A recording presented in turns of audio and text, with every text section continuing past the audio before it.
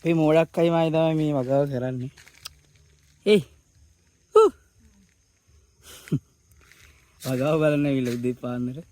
මෝඩවත් නැහැ හැබැයි මේ ක්‍රමයේ කියලා දුන්නේ මේ අපේ මෝඩක් තමයි. මෝඩ නෑ වුණාද? මේ වැඩේ නිසා මේ පැල ටික වැටෙන්නේ නැතුව බේරගත්ත ලොකු වැස්සටත්. මේ විදිහට ආධාරකයක් ගෙව දැන් ආධාරකේ ඕනේ නැහැ අක්කේ මේ. පැලේ කෙලින් තියෙනවා. පැල ඔක්කොම වැටෙන්නේ නැතුව තියාගත්තා. පැල දෙකක් දුකද මේ වෙලා තිබ්බනේ. එච්චරයි නේ. අවුලක් නැහැ. අර ලොකු වතුර පාරෙන් පැල 250න් පැල දෙකයිනේ. දැන් මේකට සතියක් වෙනවා ඉඳලා. පොර දාන්න ඕනේ, දිලිරනාශක දාන්න ඕනේ. ඒවා මේ මොනවාද කියලා මම වීඩියෝස් ගේන්නම්. මොඩක් කිව්වට තරහ නැහැනේ.